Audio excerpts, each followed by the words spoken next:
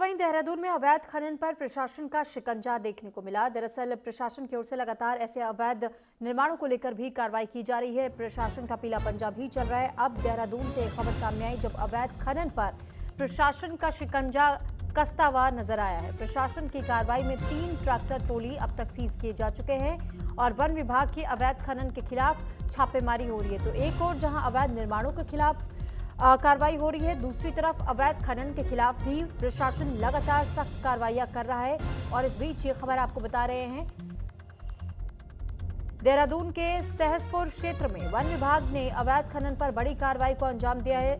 Chauharpur range में की team ने छापेमारी के दौरान 3 ट्रैक्टर ट्रॉली को अवैध खनन करने के आरोप में सीज कर लिया है। वन विभाग ने भारतीय वन अधिनियम 1927 की धाराओं के तहत मामला दर्ज कर आगे की कार्रवाई शुरू कर दी है। रेंज में जो है हमको लगातार शिकायत आ रही थी कि जो है कुछ ट्रैक्टर जो है आरक्षित वन क्षेत्र में जाते हैं। तो कल रात हमारी पूरी टीम ने दबिश की, जिसमें से 3 ट्रैक्टर हमने जो है रात मौके पर ही सीज कर दिए थे और आगे भी कार्रवाई हमारी इस पर जो है चलती रहेगी।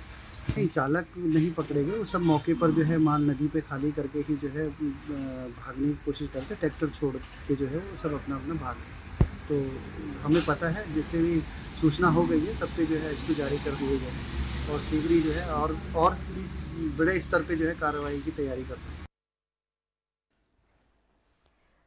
और इस पर ज्यादा जानकारी के साथ विकासनगर से इस वक्त अमित रावत हमारे साथ जुड़ चुके हैं। अमित, आपसे जानकारी चाहेंगे कि जिस तरह अवैध खनन का मामले लगातार सामने आ रहे थे और इस पर अब कार्रवाई भी हो रही है, वन विभाग की ओर से कार्रवाई की गई है, अब तक इसमें क्या कुछ हुआ है? क्या और भी कहीं से अवैध खनन के ऐसे मामले देखने को मिल रहे हैं, सामने आ रहे हैं, और ऐसा है तो फिर कैसे कार्रवाइयां हो रही है? ये बिल्कुल बताना चाहूंगा, पछवा धुन क्षेत्र में खासतौर पर लगातार अवैध खनन पर जो है प्रशासन कड़ी कार्रवाई करता हुआ नजर आ रहा है। और फिलहाल हाल ही में जो ताजा मामला है वो सहसपुर के चौहड़पुर रेंज क्षेत्र का है, जिसमें कि रेंजर जो वहां पर दीपक ध्यानित जी हैं, उनको जब मालूम चला कि यहाँ पर अवैध तरीके से खनन करते हुए ट्रैक्टर यहाँ पर आए हैं, तो उन्होंने अपनी टीम को ले जाकर वहां पर धरपकड़ किया। और जब प्रशासन की टीम, जंगलात की टीम जब वहां अवैध खनन करते हुए ट्रैक्टरों के बीच जब वहां पहुंचा तो वहां हफरा तफरी मच गई। उस हफरा तफरी में कुछ ड्राइवर जो थे, जो ट्रैक्टर अवैध खनन से भरे हुए जो ट्रैक्टर थे, वो अपने अपने ट्रैक्टर छोड़ के भाग गए और चालक सब वहां से फरार होने के बाद जो जंगलात की टीम है, इन्होंने अपने जो 3 ट्रैक्टर मौके से वहां से लाकर और चांदपुर चौकी पर लाकर वहां जमा कर दिया। वो ठीक से वहां से लाए और चांदपुर चौकी में उनको वहां खड़ा कर दिया। और उसके बाद भारतीय वन अधिनियम तहत 1927 की धाराओं में सख्त उसमें कार्रवाई किया। और रेंजर का कहना है कि आगे भी इस पे लगातार हम लोग कार्रवाई यूं ही करते रहेंगे, ये अभियान यूं ही जारी रहेगा और हम सख्त से सख्त इस पे जो है ये अभियान जारी रहेगा। ठीक है अमित, लेकिन क्या उन लोगों के बारे में अब तक कोई जानकारी मिली है जो कि इस अवैध खनन की प्रक्रिया में शामिल थे? और क्योंकि हमने अक्सर ऐसे खबरें और देखी और सुनी भी है कि लगातार शाम होते होते या अंधेरे का फायदा उठाकर के इस तरीके के अवैध खननों का को अंजाम दिया जाता है। ये दिन दहाड़े हो रहा था, शाम के समय में हो रहा था, या फिर जो अब तक जो लोग जुड़े हुए, क्या इन्हें किसी तरीके का किसी का संरक्षण प्राप्त है? ऐसी कोई जानकारी है? देखिए, खनन का जो मामला है, तो रात में भी और दिन में भी जो है जिसको चोरी करनी होती है तो अवैध तरीके से खनन ये लोग करते जरूर हैं। लेकिन कल तो रात के टाइम पर कुछ गुप्त तंत्र थे जो जिन्होंने सूचना किया रेंजर को और उसके बाद बताया कि यहाँ पर अवैध तरीके से खनन हो रहा है। लेकिन लगातार प्रशासन के कड़ी कार्रवाई करने के बावजूद भी कुछ लोग जो है बाज नहीं आ रहे हैं और लगातार खनन जारी है। इस खनन से जो है रेंजर ने जब इसमें कार्रवाई किया तो मालूम चला कि जो फरार हो गए हैं तो उनको अभी तलाश जारी है। फिलहाल अभी तलाश उनकी अभी भी जारी है और आगे भी जो है इस पर कार्रवाई प्रशासन के द्वारा बनी रहेगी। चलिए ठीक है, बहुत धन्यवाद आपका तमाम जानकारी हम तक पहुंचाने के लिए। वही अब खबर आपको रुद्रप्रयाग से बता देते हैं, जहां पर रुद्रप्रयाग आपदा में लापता लोगों के शव बरामद हुए हैं। लापता 9 लोगों में 7 लोगों के अब तक शव बरामद किए जा चुके हैं। 28 से 29 अगस्त को छेनागाड़ में आई थी एक आपदा और जिस दौरान कई लोगों के लापता होने की जानकारी मिली थी, लेकिन अब तक इनमें से जो 9 लोग लापता बताए जा रहे थे, 7 लोगों के शव बरामद किए जा चुके हैं। 4 नेपाली मूल के लोग भी इसमें लापता हुए थे। रुद्रप्रयाग के छेनगाड़ में आई आपदा में लापता हुए 9 लोगों में से 7 लोगों के शव इस वक्त मिल चुके हैं और उन शवों को निकाल लिया गया है इस झरने से बाहर। आप ये तस्वीर भी देख रहे हैं, जिस वक्त इन शवों के बारे में जानकारी मिली थी, यहाँ पर पीडब्ल्यूडी ऊखीमठ के कर्मचारियों ने आपदा प्रभावित क्षेत्र में 24 अक्टूबर को 2 शव बरामद किए, जिसकी सूचना प्रशासन को दी गई, जिसके बाद से 25 अक्टूबर को 5 और शव बरामद किए गए थे। बता दें कि 28 और 29 अगस्त की रात रुद्रप्रयाग में छेनगाड़ में बादल फटने की वजह से भारी तबाही हुई थी, जिसमें कि 9 लोग लापता बताए जा रहे थे। बरामद शवों में से एक व्यक्ति की पहचान कुलदीप सिंह नेगी के रूप में की गई है। बाकी शवों की शिनाख्त करने की प्रक्रिया अब भी जारी है।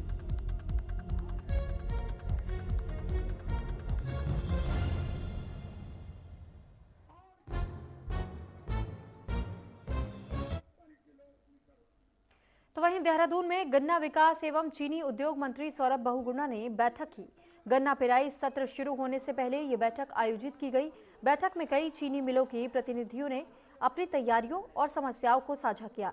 चीनी उद्योग मंत्री सौरभ बहुगुणा ने बताया कि सितंबर में हुई भारी बारिश से हरिद्वार के कई क्षेत्रों में गन्ने की फसल प्रभावित हुई है, लेकिन सरकार इस बार के पेराई सत्र को सुचारू रूप से चलाने के लिए पूरी तरह से तैयार है। और उन्होंने आगे इस बात की भी जानकारी दी, सहकारी और सरकारी चीनी मिलें इस सत्र में पूर्ण योगदान देंगी, ताकि किसानों को किसी तरह की परेशानी का सामना न करना पड़े।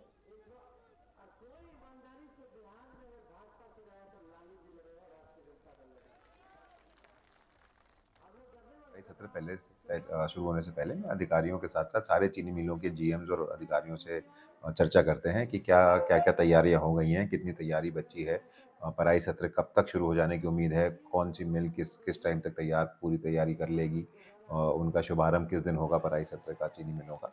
उसी पे आज भी हमारी बहुत लंबी एक चर्चा रही है। कुछ मिलों ने अपनी समस्याएं भी बताई हैं, कुछ चीनी मिलों ने अपनी तैयारी के बारे में अवगत भी कराया है। मुझे उम्मीद है कि जो पेराई सत्र है वो अच्छा चलेगा। हमारा कुछ गन्ना जो है एक्सेसिव रेनफॉल की वजह से जो अभी हुई है सितंबर अक्टूबर में जो बहुत बारिश हुई, उसकी वजह से हमारे हरिद्वार ज़िले का कुछ गन्ना इफ़ेक्ट हुआ है, उसमें काफ़ी कमी आई है प्रोडक्टिविटी में। तो सारे फैक्टर्स को देखते हुए मुझे पूर्ण उम्मीद है कि जो पेराई सत्र है वो अच्छा भी चलेगा, पेमेंट भी टाइमली होगी। तो देहरादून और मसूरी को जोड़ने वाले मुख्य मार्ग को लेकर के पीडब्ल्यूडी विभाग ने सुधार कार्य तेज कर दिया है। हाल ही में विभागीय सचिव पंकज पांडे ने मसूरी रोड का निरीक्षण किया और शिव मंदिर के पास बने अस्थायी वैली ब्रिज की स्थिति का जायजा लिया। उन्होंने अधिकारियों को निर्देश दिए कि अक्टूबर के अंत तक सभी मरम्मत कार्य पूरे कर लिए जाए, ताकि पर्यटकों और स्थानीय लोगों को किसी तरह की परेशानी न हो। सचिव ने यह भी बताया कि स्थायी पुल बनने के बाद वैली ब्रिज को हटा दिया जाएगा और इसके साथ ही किमाड़ी मार्ग को भी सुधारने की दिशा में काम चल रहा है।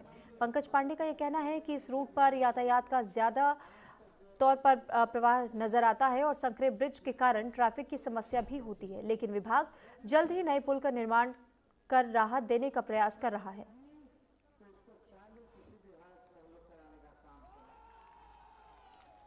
मैं स्वयं गया था मसूरी रोड पे, पूरा ऊपर तक जाके देख के आया था मैं। उसमें जो एक पुल डैमेज हुआ था, जिसकी वजह से बेली ब्रिज लगाया गया था वहाँ पे नया पुल की डिज़ाइनिंग और प्लानिंग चल रही है। हमारा टारगेट ये है कि इस महीने के आखिर तक डिज़ाइन फाइनल करके 30 तारीख तक डिज़ाइन फाइनल कर लें और जितनी जल्दी हो सकता है उसको सैंक्शन करेंगे। और कंस्ट्रक्शन का टाइम भी हमने ये निर्देश दिया है कि कंस्ट्रक्शन का टाइम भी मिनिमम रखा जाए, कम से कम टाइम में उसको बनाया जाए। तो उसके लिए कैसे स्टडी। तो उत्तराखंड की बिगड़ती स्वास्थ्य सेवाओं पर जन स्वास्थ्य संघर्ष मोर्चा के पीसी तिवारी ने रोष व्यक्त किया। उन्होंने कहा कि लगातार खुल रहे अस्पतालों और मेडिकल कॉलेजों के बावजूद जनता को स्वास्थ्य सुविधाएं नहीं मिल रही हैं। उन्होंने कहा कि स्वास्थ्य सुविधाओं को सुधारने के लिए जन सुनवाई होनी चाहिए। विशेषज्ञ उपकरण और स्वास्थ्य सुविधाओं को एक सूत्र में पिरोकर स्वास्थ्य सुविधाओं को पटरी पर लाने की आवश्यकता है।